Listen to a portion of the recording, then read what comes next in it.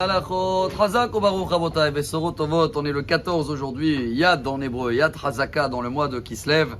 Et je suis content parce qu'avec mon français fatigué pendant des années, chaque fois qu'on arrivait à la paracha de cette semaine, je disais le nerf asiatique. Et jusqu'à que chaque année vous m'attrapez, vous me dites non, c'est le nerf sciatique. Mais hier, ils m'ont montré que les Chinois, et c'est marqué comme ça en chinois, je ne comprends pas bien leurs lettres, comment ils nous appellent à nous? Le peuple qui enlève le nerf. Donc c'est aussi un nerf asiatique. Mais pourquoi ils nous appellent comme ça, chers amis? Et voilà ce qui est très beau. On a parlé de ça un petit peu avant-hier dans le cours de mardi soir. Je trouve ça très beau. Car la première mitzvah dans la Torah, c'est se fructifier, faire des enfants. Ça, c'est la première mitzvah positive. On en a 248. Mais il y a aussi une liste à ne pas faire. 365. Et la première dans la liste à ne pas faire, c'est justement celle-là de la paracha de cette semaine. Via l'accident que l'ange d'Esav, il a touché le nerf sciatique de Yaakov, on mange plus jamais le nerf sciatique.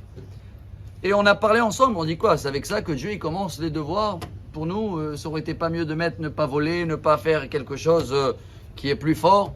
Et je crois que la réponse, elle est très belle pour nous. C'est un très beau message. C'est justement Ephraim ou Ménaché, on avait dit. C'est les enfants de Yosef. Ephraim veut dire fructifier. C'est vrai que la première mitzvah de la Torah, c'est aussi faire des enfants. Mais c'est savoir tous les jours voir les fruits qu'il y a dans la journée. Savoir voir ce qui est bien et le récolter. Et après, ça devient frou, les fruits, urvu. Dès que tu vas commencer à récolter les fruits et dire merci, tu vas voir qu'il y a harbé, beaucoup des raisons de remercier Dieu. Et tout de suite après que tu as fini le premier devoir, tu passes au deuxième. Le nerf sciatique, comment on le dit en hébreu? Guide Hannaché, ça c'est Ménaché. Tout à l'heure c'était Ephraim, les fruits. C'est quoi Ménaché? D'où ça vient ce mot? Oublier. Il faut oublier ce morceau-là, on ne le mange pas. Et c'est tout ce qui est la racine du mot oublier. Après que tu as remercié Dieu sur tous les fruits que tu as eu dans la journée, oublie tout le mauvais. Je viens de comprendre aujourd'hui pourquoi les Chinois ils nous appellent le peuple qui enlève le nerf. Bon, en français ça sonne bien. Parce que le premier devoir c'est de ne pas avoir des nerfs. La colère, ça c'est un. Mais le plus beau, chers amis, vous allez me dire, mais attends, le nerf, il est bon ou il n'est pas bon?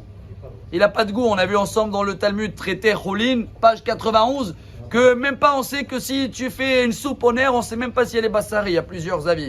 Alors quoi? Dieu nous donne quelque chose qui n'a pas de goût et de toute façon on ne le mange pas.